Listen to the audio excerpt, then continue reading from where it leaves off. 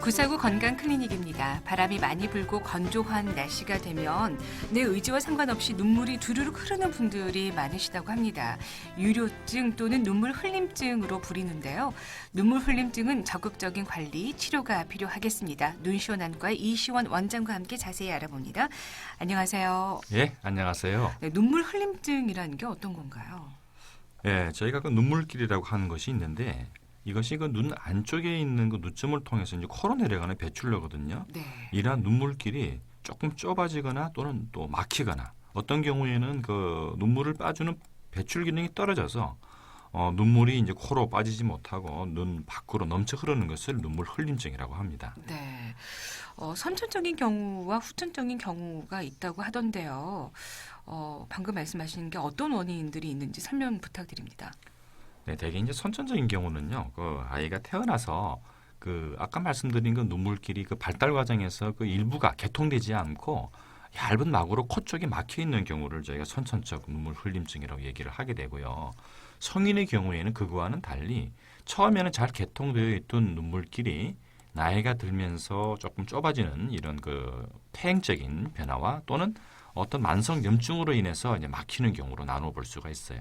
그것 외에도 물론 이 눈물길이 막힌 것은 아닌데 그 눈물이 이제 과다하게 분비가 돼서 문제가 되는 경우도 있는데요. 이런 경우는 가장 흔한 것이 저희가 그 안구 건조증일 때 생길 수가 있고 그것 외에도 결막염 증상이나 눈꺼풀에 염증이 조금 있거나 또는 그 눈꺼풀에 있는 속눈썹이 이제 눈을 찔러서 그 자극으로 인해서 눈물이 과다하게 생성될 때도 이러한 눈물 흘림증은 생길 수가 있어요. 그러니까 이름 그대로 눈물이 과도하게 흐르는 증상인데요. 또 다른 증상이 혹시 있을까요? 아무래도 이제 눈물이 이제 눈에 많이 고이게 되면은 그것이 전체적인 시력을 좀 흐리게 하죠. 시야도 좀 뿌옇게 가리게 되고 아무리 눈물이 좀 눈에 그렁그렁 맺힌다고 보면은 사물이 좀 흐려 보일 수 있잖아요. 그리고 그러한 것들이 이제 눈 주위에 이제 고이게 되면은 특히 이제 어르신들 같은 경우에 이제 눈가가 피부가 이렇게 조금 이렇게 늘어져서 이제 접쳐 있는 분들이 많기 때문에 그 피부가 이제 짓무르는 습진성 피부염이 올 수가 있고 또 이제 눈곱도 좀 자주 끼게 되고 무엇보다도 이 눈물이 자꾸 눈물길을 통해서 좀 소독을 해줘야 되는데 그렇지 않고 고여 있다 보니까 그 안에 있는 눈물 주머니에 이제 염증이 생기는 등 이러한 2차적인 증상들이 생길 수도 있어요. 네. 그렇다면 병원에 가게 되면 눈물 흘림증 진단은 어떻게 하시죠? 네, 저희가 그 일단 그 사극등을 통해서 일반적인 분들보다 눈에 눈물이 그렁그렁 많이 이렇게 고여 있는 것을 볼 수가 있고요. 네. 가장 간단하게 할 수 있는 검사는 그 눈물길을 저희가 그 주사기를 통해서 물을 이렇게 흘려보는 관류 검사를 해봐요.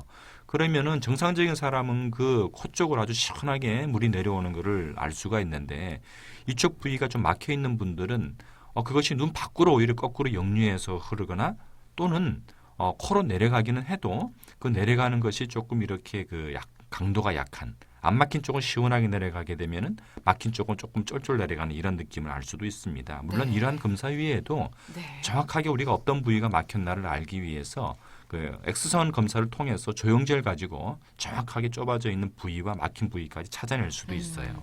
눈물 흘림증도 적극적인 치료가 필요하겠죠. 물론 필요하죠. 네. 먼저 그 선천적인 경우에는 사실은 이것은 발달 과정이 조금 늦어지는 경우인 경우가 많기 때문에 대개의 경우에는 조금 기다리면서 저절로 이렇게 낫는 경우도 있지만은 조금 이것을 좀 빨리 뚫어주기 위해서 저희가 그 눈물 주머니라고 하는 그 코 안쪽, 즉 눈이 그 안쪽 자위와 콧등 사이에 있는 그쪽을 이렇게 쭉쭉 저희가 이제 손으로 눌러주는 마사지 치료를 해주면 더 빨리 뚫리는 경우가 있고 네. 또 그 12개월이 지나도 이 부위가 뚫리지 않는 경우에는 저희가 눈물길 더듬자라고 하는 탐침을 이용해서 그 코 쪽에 있는 막힌 부위를 조금 똑 뚫어주게 되면 또 쉽게 치료가 됩니다.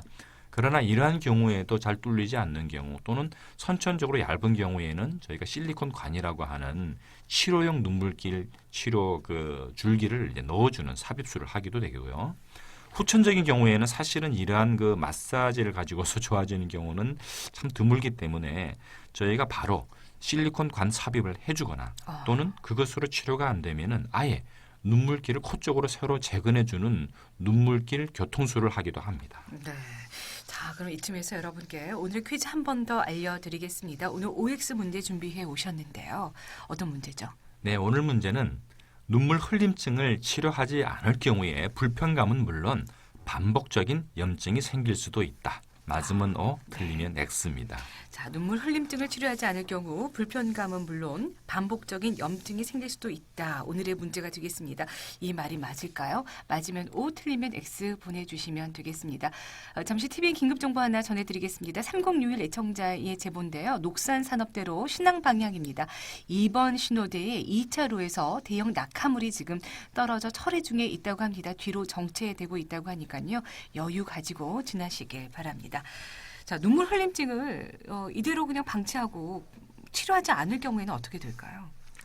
아까 그 힌트가 조금 나왔었죠. 이 눈물 흘림증은 사실은 눈물이 고이는 것 자체로도 많이 불편하실 수가 있지만은 처음부터 이 눈물길이 완전히 딱 막히는 것은 아니에요. 왜냐하면은 처음에는 그 부위가 조금씩 좁아지다가 그것을 방치하게 되면은 영구적으로 막히게 돼서 수술까지 가야 되는 그런 경우가 생기게 되는데 그래서 초기에 조금 치료를 하게 되면은 이제 큰 수술을 피할 수가 있는 거죠. 그러나 이러한 눈물 흘림증은 이러한 눈물 흘림증만 국한되는 것이 아니고 이 눈물이 사실은 눈에 있는 모든 그 많은 노폐물들을 코 쪽으로 이렇게 청소해주는 역할을 하게 되는데 이러한 관류가 원활하지 않게 되니까 결국 그 눈물이 고이게 되고 항상 저희가 그렇잖아요. 어디든지 뭔가 고이면은 그 부위가 염증이 생기게 되잖아요. 그런 것처럼 눈물이 고여 있는 부위에서 다양한 급성 또는 만성 염증을 일으키기도 하기 때문에 다른 그 눈의 2차적인 감염까지 일으킬 수가 있어서 이러한 눈물 흘림증은 사실은 이런 증상이 나타났을 때 초기에 치료를 하는 게 이러한 염증도 예방할 수가 있고 또 이제 2차적인 큰 수술까지 가는 것도 막을 수가 있는 거죠. 요즘 지금 미세먼지가 지난 주말부터 오늘도 심하다고 하잖아요. 그럼요. 네, 7268 애청자께서요. 미세먼지 때문에 눈이 더 피곤하고 까칠까칠한 느낌이 듭니다라고 하셨는데 이럴 때는 어떻게 해야 될까요? 요즘 같은 날이죠. 미세먼지가 사실 과거에는 그 황사가 참 문제가 됐었었는데 요즘 요 미세먼지는 황사하고는 조금 다르죠. 이게 중국의 산업화에 따른 그 오염물질이 같이 들어오기 때문에 굉장히 그 입자가 가늘고 그래서 이제 더더욱 그 신체에 또 치명적인 영향을 주는 것 같아요. 무엇보다도 이 미세먼지 주의보가 이렇게 많을 때는 1차 접촉을 안 하셔야 되니까 그죠? 외출을 이제 좀 삼가시는 게 좋겠지만은 네. 뭐 사회활동하면서 그럴 수는 없는데. 그렇기도 하지만 요즘에 날씨가 풀리니까 더 많은 사람들이 야외 활동을 하잖아요. 그러니까요. 네. 그래서 제가 안과적인 것을 조금 팁을 드리면은 저는 일단 무엇보다도 노출되는 것을 조금 막아줄 수 있는 방법은 이런 보안경 같은 것을 통해서 바람을 통해서 바로 닿는 것을 조금 막아주는 것도 필요하고요. 네. 무엇보다도 그 컨택트 렌즈 끼시는 분들, 특히 젊은 여성분들 이날은 꼭 렌즈를 빼십시오. 왜냐하면 아까 지금 우리가 눈물 얘기하고 있잖아요. 눈물이 좋은 점이 이러한 미세먼지를 그때그때마다 눈물이 씻어주는 작용을 해요. 그러나 이 컨택트 렌즈를 착용하시게 되면은 눈물이 순환을 잘 하지 않기 때문에 그 컨택트 렌즈와 눈 사이에 이러한 미세먼지들이 하루 종일 축적이 되게 됩니다. 계속 지속적인 미세먼지에 눈이 이제 노출된다고 보시면 되기 때문에 정말 평상시와는 다르게 그 눈에 각막염이 생길 수 있는 확률이 많이 올라가게 돼요. 그래서 이러한 미세먼지가 많을 때 렌즈는 꼭 착용하지 마시라. 그리고 한 가지 더 외출하고 들어오셨어요. 이제 댁에 들어오시면은 눈에 있는 먼지를 추가적으로 잘 씻어주시는 것도 중요한데요. 제일 좋은 방법은 일단 깨끗한 수돗물을 세수대에 떠놓으시고 그 안에 눈을 잠깐 담근 채 몇 번 깜빡깜빡해서 이렇게 씻어내는 방법도 있고 네. 약국에서 구매하실 수 있는 인공누액을 가지고 여러 번 눈에서 점안해서 조금 눈물처럼 주르륵 씻어내시는 방법. 요즘은 편의점에 무슨 봉봉인가 하는 그런 것도 있더라고요. 세숫대처럼 그 계란처럼 생겼는데 그걸 눈에 대고 깜빡깜빡하면 이렇게 씻어주는 그런 것도 요즘은 괜찮을 것 같아요. 네. 1041 애청자께서요. 눈 건강 정말 중요하죠. 좋은 시력을 유지하기 위해서 눈동자를 돌리는 운동 매일 규칙적으로 하는 것도 중요합니다. 라고 하셨습니다. 이거 어떻게 하셨어요? 저희가 마지막에 눈 마사지법을 알려드리기로 되어 있었는데 네. 먼저 질문해 주셨네요. 그럼 미리 말씀을 드리겠습니다. 눈 근육도요 6개나 있습니다. 그래서 모든 신체 조직은 적절한 스트레칭을 해주시게 되면은 신진대사가 활발하게 이루어지잖아요. 그래서 눈 건강 마사지법을 말씀드리면은 눈동자를 크게 아래 위 좌우로 이렇게 쭉쭉 한 번 한 2, 3초씩 쭉 이렇게 스트레칭 하듯이 눈을 치켜뜨는 거예요. 위로 치켜뜨고 아래로 또 좌우로. 그러고 나서 눈을 한 바퀴 이렇게 뱅그르르 이렇게 돌려주시게 되면은 눈 근육 6개를 충분히 스트레칭 하실 수 있게 되고요.